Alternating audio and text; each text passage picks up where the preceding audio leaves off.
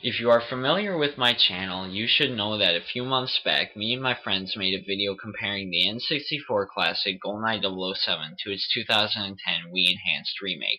We gave our opinions about both games, but we didn't really delve into the faults and strengths of either game. So in this review, I'm going to give my opinions on both games, and find out which one comes out stronger. To start off with, each game is based off of the plot of the 1995 Bond movie GoldenEye, starring Pierce Brosnan. The plot of the movie was that a terrorist organization called Yanis apprehended an EMP weapon called GoldenEye.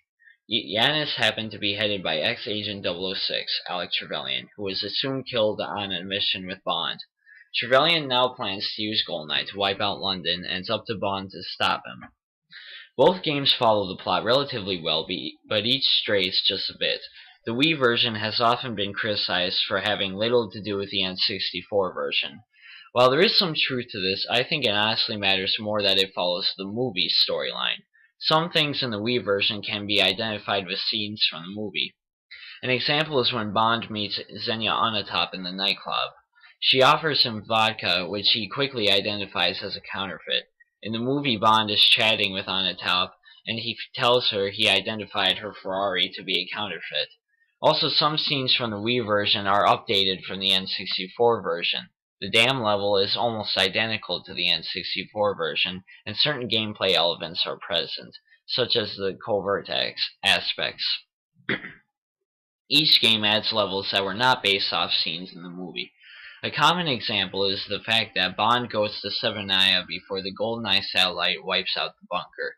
In the movie, Bond is back in MI6 observing this. In the N64 version, another subplot was added in the form of the level The Silo, where a few years previous, Bond had crossed paths with Orumov again in a military missile silo. In the Wii version, Bond meets with Valentin Zukovsky early on in the game in a dance club, which plays Deadmau5's I Remember as an ear pleaser. In the movie, Bond meets Zukovsky about halfway through the film in what appears to be more like a bar. Also, Zukovsky is killed in the Wii version, where in the movie timeline, Zukovsky lives to be seen again in the film The World Is Not Enough. One big difference between the two games that I hear countless criticisms about is that the absence of Pierce Brosnan from the Wii version. Instead, the current Bond actor, Daniel Craig, portrays Bond. Many feel this is a huge handicap for the game, but I don't understand why. I admit, it would have been nice to see Pierce as Bond again, but the guy's been retired from the role for about 9 years now. It was inevitable that Craig would be used. In the film, Trevelyan's motivations behind wanting to destroy London dated back to World War II. He tells James that his parents were Cossacks that were betrayed by the English. It's complicated to explain, and I suggest you find someone that knows more about history to explain it if you're curious. For the Wii version of the game, Activision hired the screenplay writer for the film, Bruce Fairstein, to update the plot, as Trevelyan would be estimated to be 64 years old if the original motivations were kept. Instead, it centers on the financial issues and stock crashes of today. This makes the game more politically accurate for today. Another thing about the Wii version's timeline is the fact of when Trevelyan is revealed to be the main villain. In the Wii version, Bond is taken to the archives in St. Petersburg, drives the tank, rescues Natalia from the train, and goes to Statue Park where he meets Trevelyan. In the movie, Bond goes to Statue Park and meets Trevelyan, goes to the archives, drives the tank, and rescues Natalia from the train. An almost complete reversal. I have no idea why they changed it, but let's move on. Each version of the game is a first-person shooter, good ones too. They both have engaging gameplay and a satisfying feel to keep moving on. However, I think that some aspects of the Wii version can be identified with what I call the Call of Duty syndrome.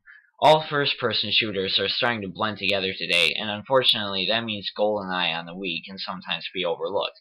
On the other hand, it does still have a very 007 feel, like Nightfire or other earlier Bond games. Whether it's using your smartphone to accomplish multiple tasks, or finding clever Bond-esque ways to kill bad guys, to having to stay quiet and covert, this game puts you in an agent's shoes. The N64 version set the standards for first-person games and shooters in general. With multiple objectives to complete and a variety of gadgets to use, this game feels like a classic Bond movie in game form. Each game has different difficulties to play on, which requires more objectives to be completed. Each game also has multiple ways in which to complete an objective. This gives the player the feeling of control over the game. Now we get to what everyone wants to hear about, the multiplayer. Multiplayer for the N64 version is classic. With different modes to play, different weapons to set, and dozens of unlockable characters, multiplayer became a memorable and classic asset of the original. The Wii version also features multiple modes to play and a wide variety of characters. The multiplayer for both of these games are sure to please. But which game is better? Well, you may be disappointed, but I honestly find it too hard to pick between the two. As we said in our last GoldenEye video, the Wii version is a must-have for the shooter library, and the N64 version is a classic and good for the nostalgic factor. But if I had to pick, I would honestly say the N64 version wins the battle. It set the standards for the first-person shooters, and I have a lot of fun playing it each time. This game is bright, colorful, and addictive. The Wii version is great nonetheless, but sometimes it blends in with the shooters on the market today. If you're looking for good sound and good graphics, then the Wii version's for you, but the N64 version stands for me as the better GoldenEye.